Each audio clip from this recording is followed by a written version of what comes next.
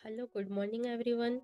आज हम GMI study point में भारतेंदु युग का इंट्रोडक्शन और उनके युग के बारे में बहुत ज़्यादा शॉर्ट नोट्स में हम उनका इंट्रो देखेंगे, उनके बारे में पढ़ेंगे कि भारतेंदु जी कौन थे, उनका पूरा नाम क्या था और उनके युग की पृष्ठभूमि क्या थी। सबसे पहले तो मैं बता दूं कि भारतेंदु युग जो है वो आधुनिक हिंदी काव्य का प्रथम युग है। यानी कि हिंदी की जो इतिहास रही है, हिंदी जो रचना है कविता का, गद्य खंड पद्य खंड, तो जो पैराग्राफ में जो लिखना स्टार्ट हुआ है हिंदी के शब्द और कहानियाँ, वो भारतेंदु युग से ही निकल कर आती है। और भारतेंदु युग को आधुनिक हिंदी काव्य कहा जाता है। भारतेंदु जी का पूरा नाम भारतेंदु हरिश्चंद्र था। आपको इनका युग आपने पहले भी पढ़ा होगा कि इनका युग 1850 में इनका जन्म हुआ और इनका युग काफ़ी लंबे टाइम तक रहा। इनका युग 1850 में तो इनका जन्म ही हुआ था, तो इनका युग जो है 1850 से 1900 तक माना जाता है।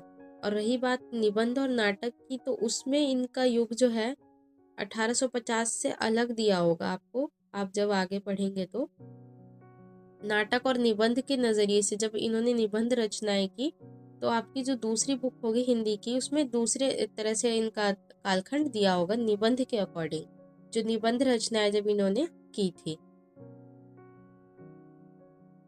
तो इतना बेसिक तो आपको पता होना चाहिए कि जब हम भारतेंदु जी के बारे में पढ़ रहे तो उनका पूरा नाम क्या था। भारतेंदु जी का पूरा नाम भारतेंदु हरिश्चंद्र था।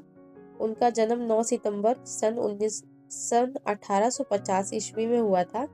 उनके पिता का नाम श्री गोपाल चंद्र गिरिधर दास था। वो भी एक लेखक थे, कवि थे, हिंदी के रचनाएं किया करते थे। और जो भारतेंदु जी हैं वो फेमस क्यों हुए? उन्होंने खड़ी बोली जैसी भाषा का विकास किया और ब्रज भाषा में वो लिखते थे। इनकी जो शैली थी बहुत ज़्यादा मुक्त थी, बहुत ज़्यादा व्याकरण मौजूद नहीं थी जिसमें। इनकी जो डेथ हुई वो 6 जनवरी 1885 में हुई। और इनकी फेमस कविताएं आपने पढ़ी होंगी, प्रेम तरंग, प्रेम प्रलाप प्रलाप, ये सारी चीज़ें। और भारत दुर्दशा तो सबसे ज़्यादा इनकी फेमस रचना रही है, जो आप फर्स्ट सेकंड ईयर में पढ़ते आ रहे होंगे। तो हम पढ़ते हैं कि पृष्ठभूमियाँ क्या है अब इनकी, यानी कि एक तरह से इंट्रोडक्शन।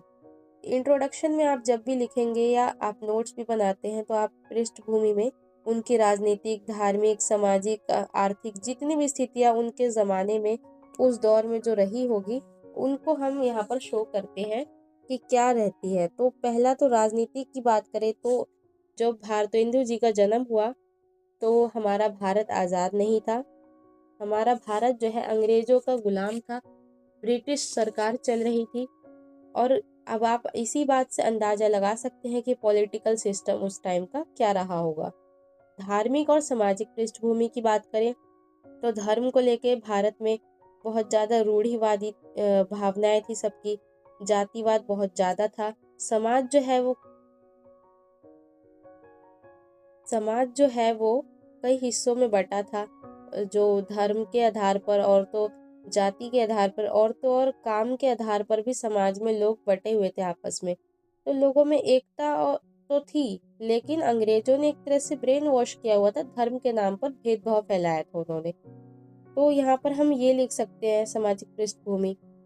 और अगर जब हम जेएमआई में पढ़ रहे हैं तो हमें जेएमआई के भी बारे में पता होना चाहिए कि जेएमआई जो यूनिवर्सिटी है ये पहले यूपी में हुआ कर यूपी में पहले एएमयू यूनिवर्सिटी बनी थी, अलीगढ़ मुस्लिम यूनिवर्सिटी, जिनको जो इस्टेब्लिश किया था सर सैयद अहमद खान जी ने।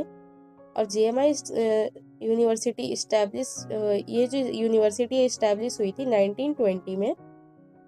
और बाद में इसको दिल्ली में भेजा गया, ट्रांसफ़र किया गया। जो जामिया मिलिया इस्लामिया यूनिवर्सिटी है, उस जामिया मिलिया इस्लामिया नाम से यूनिवर्सिटी को दिल्ली में बनाया गया। बाद में बना था, पहले ये एएमयू ही था, एएमयू के ही अंदर था ये यूनिवर्सिटी थी। और बहुत सारे ऐसे चांसलर रहे हैं जो कहलाते हैं, लेकिन सबसे ज़्यादा नाम आप देखेंगे कि जामिया में आपको डॉक्टर जाकिर हुसैन जी का मिलेगा। तो बिगिनिंग चांसलर यही थे, doctor Zakir Hussain. JMI university के। जेएमआई में जब आप पढ़ते हैं तो आपने देखा होगा डॉक्टर जाकिर हुसैन जी के नाम पर लाइब्रेरी बनी हुई है। तो आपको ये नॉलेज में होना चाहिए कि कब इस्टेब्लिश हुआ और कब ये कन्वर्ट हुआ। नेक्स्ट हम पढ़ रहे हैं भारतेंदु जी की युग की पृष्ठभूमि। तो हम बताते हैं कि उनका जो समाज था वो रूढ़िवादी था। रूढ़िवादी उदारवादी कुरीतियाँ फैली हुई थी, जैसा कि अभी मैंने आपको कहा कि बहुत ज़्यादा समाज में मतलब पिछली भावनाएं जो थी, पुरानी सोच ज़्यादा थी। दूसरा, राजा राम मोहन राय उस दौर में रहे, जो राजनीतिक तरीके से अगर मैं देखूँ, साहित्यिक पृष्ठभूमि से अगर देखूँ, तो भारतेंदु जी के युग में सिर्फ भारतेंदु जी ही नहीं थे। ऐसे बहुत सारे लेखक थे, कवि थे, जिन्होंने अपने-अपने अकॉर्डिंग, अपने-अपने अनुसार बहुत सारी रचनाएँ की, समाज को एक तरह से जागरूक किया। अंग्रेज़ों की सरकार के मौजूदगी में भी उन्होंने समाज को इस तरह से जागरूक किया ताकि अंग्रेज़ों को अंदाज़ा ना लग सके। और मार्टिन लूथर, ये भी बहुत फ़ेमस रहे हैं, ऑथर रहे हैं, एक तरह से क्रांतिकारी रहे हैं। दयानंद सरस्वती ने समाज की स्थापना की। इन्होंने आर्य समाज की स्थापना करी 1875 में। सत्यार्थ ग्रंथ का इनके ग्रंथ का नाम था सत्यार्थ। अगर हम मिडल क्लास की बात करें तो उस दौर के समाज में मध्य वर्ग का उदय हुआ। जब भारतेंदु जी ने लिखना शुरू किया था हिंदी में, उनका जो मंडल बनाया था उन्होंने, तब मिडल क्लास का उदय हुआ। पहले तो अमीर और गरीब तो थे ही। अब क्या हुआ, समाज जब आज़ादी के दौर से राष्ट्रवाद की भावना से उजागर हो रहा था, तो मिडल क्लास भी आया उसमें। तो एक दौर ऐसा भी आया इनका कि भारतेंदु जी के बाद उनके जो मंडल में रहे बहुत सारे लेखक रहे, उन्होंने भी तो बाद में रचनाएँ की। भले ही भारतेंदु जी का देहांत हो गया, लेकिन बहुत सारे लेखक ऐसे भी रहे जो जीवित थे। तो वो आज़ादी के बाद तक भी, या आज़ादी से कुछ टाइम तक पहले भी, वो उन्होंने लिखना जारी रखा। और उन्हीं के ज़रिए हम कहते हैं कि मिडल क्लास का भी उदय इनके दौर में हुआ था। अब हम बात करें खड़ी बोली, तो सबको पता है कि जब भी भारतेंदु जी का नाम आता है तो खड़ी बोली जो भाषा हम कहते हैं, ये जो बोली है, वो इन्हीं के दौर से शुरुआत हुई थी। भारतेंदु युग में ही हुआ था इसकी शुरुआत, जिसको हम 4 काल में बाँटते हैं: आदिकाल, भक्तिकाल, मध्यकाल और आधुनिक काल। फर्स्ट ईयर से आप हिंदी पढ़ते आ रहे, तो आपने हिंदी के बारे में पूरी हिस्ट्री पढ़ी होगी हिंदी की, कि किस तरह से शब्द आए, किस तरह से अपभ्रंश था, कौन-सा दौर आदिकाल का था, कौन-सा प्रारंभिक हिंदी थी, सब कुछ। अब हम बात करें कि इनकी पत्रिका क्या थी फ़ेमस, तो कभी भी भारतेंदु युग की पत्रिका की बात करें तो कवि वचन सुधा 1868 में इस्टैब्लिश हुई थी, पब्लिश हुई थी। कवि वचन सुधा जो इनकी पत्रिका थी भारतेंदु जी की। और दूसरी है हरि हरिश्चंद्र मैगज़ीन 1873 में। और तीसरी है बाला बोधिनी 1874 में। नेक्स्ट हम देखते हैं भारतेंदु युग। अभी तक तो हम सिर्फ़ उनकी पृष्ठभूमियों के बारे में पढ़ रहे थे। दूसरा हम देखते हैं भारतेंदु युग क्या था। अब 1850 से लेकर सन 1900 तक भारतेंदु जी का युग माना जाता है। भारतेंदु जी के युग में प्रवृत्तियाँ ये थी, यानी कि ख़ासियत ये थी कि इनके दौर में लोगों में राष्ट्रीय चेतना जागरूक हुई। इन्होंने ऐसी रचनाएँ लिखी कि लोगों को राष्ट्रवाद की भावना उजागर हुई। लोग जागरूक हुए अपने अधिकारों के प्रति।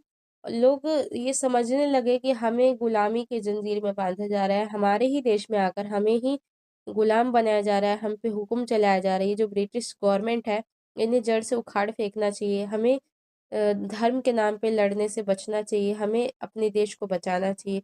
लोगों में राजभक्ति जगी, देशभक्ति की भावना उजागर हुई। अब बात करें, इन्हीं का दौर था, इन्हीं भारतेंदु जी का ही दौर था जब व्यंग्य की बात होने लगी। व्यंग्य यानी दिखावा करना।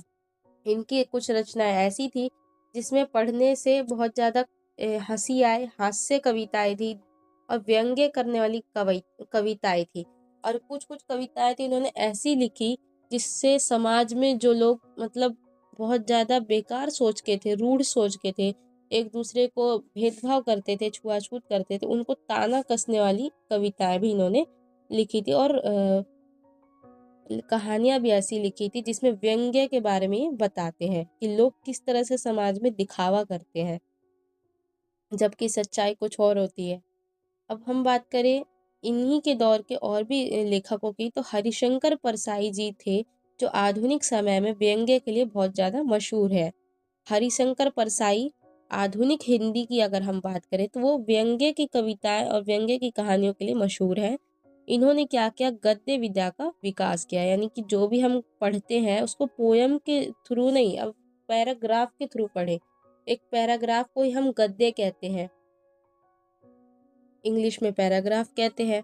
और आधुनिक काल की सबसे साहित्यिक घटना रही भारतेंदु जी की ही रही, क्योंकि इन्होंने राष्ट्रवाद की भावना रखी और देश के लोगों को ऐसा जागरूक किया, ऐसी-ऐसी रचनाएँ लिखी, जैसे भारत दुर्दशा। तो भारत दुर्दशा में उन्होंने ऐसी बातें कही, ऐसी चीज़ें लिखी कि भारत की जो दुर्दशा थी उस ज़माने में, वो जताई। तो जिससे ये पता चला कि भारत जो है वो किस दौर से गुज़र चुका है, कैसी-कैसी मुसीबतों का सामना किया। मतलब गाँव का समाज कैसा था, शहर का समाज कैसा था, धीरे-धीरे भारत में विकास कैसे हुआ, किस तरह भारत आज़ादी के दौर के लिए कोशिश कर रहा था, भारत में कैसे-कैसे योद्धा आए, कैसे-कैसे क्रांतिकारी आए, सबके बारे में इन्होंने लिखा। उसके बाद नाटक भी बहुत सारे लिखे, निबंध भी बहुत सारे लिखे। जी ने भारतेंदु युग का एक मंडल था जिसमें बहुत सारे कवि भी थे, जैसे कि भारतेंदु युग के मंडल में प्रताप नारायण मिश्र जो थे, इन्होंने एक नारा भी दिया था। वो नारा आप जब डीपली पढ़ेंगे तो आपको मैं बताऊंगी। और ठाकुर जगमोहन सिंह थे, बद्री नारायण चौधरी, प्रेमघन, अंबिका दत्त व्यास, ये सब जो थे इनके मंडल में बहुत ज़्यादा मशहूर लेखक थे, कवि थे। समस्या पूर्ति की बात करते हैं, इनके जो दौर में, इनके जो मंडल में जितने भी लेखक थे, वो समस्या पूर्ति यानी किसी भी समस्या का समाधान निकालना, किसी भी प्रॉब्लम का सॉल्यूशन निकालने की बात वो करते थे। ऐसी-ऐसी रचनाएँ उन्होंने की थी। मंच सभा थी, रैंडमली कविता बनाना ये इनके लिए एक चैलेंजिंग था। इनके जो मंडल थे, इनके जो ग्रुप था भारतेंदु जी का, उसमें जो भी लेखक थे वो रैंडमली, मतलब अभी तुरंत-तुरंत हाथ हाथों-हाथ वो कविता बना बैठते थे। ऐसे इनके चैलेंजेस होते थे, ऐसा ये काम करते थे। भक्ति और श्रृंगार की मात्राएँ भी कविताओं में थी। तो भक्ति की बात होती थी और श्रृंगार की बात होती थी। श्रृंगार का मतलब सिर्फ़ सुंदरता से नहीं है, श्रृंगार का मतलब वैसे तो सुंदरता ही होती है, लेकिन श्रृंगार का मतलब समाज से है और प्रकृति से भी है यहाँ पर, बहुत सारी चीज़ों से मतलब है यहाँ पर। तो जो इन इस दौर की जो कविताएँ रही हैं, उसमें भक्ति रही है, श्रृंगार की मात्रा रही है, बहुत ज़्यादा गद्य गद्य का विकास हुआ है, खड़ी बोली का विकास हुआ है, राष्ट्रीय चेतना की भावना लोगों में हुई। राजभक्ति देखने को मिली, देशभक्ति देखने को मिली, व्यंग्य मिला, हास्य कविताएँ इन्होंने लिखी। तो इतने सारे आप प्रवृत्तियाँ भारतेंदु जी के बारे में, भारतेंदु जी के युग के बारे में लिख सकते हैं। आपको बस मेन-मेन कीवर्ड्स पता हो तो आप उसको पूरी तरह से डिफ़ाइन कर सकते हैं एग्ज़ाम में। आई होप कि वीडियो आपको हेल्पफुल लगी हो।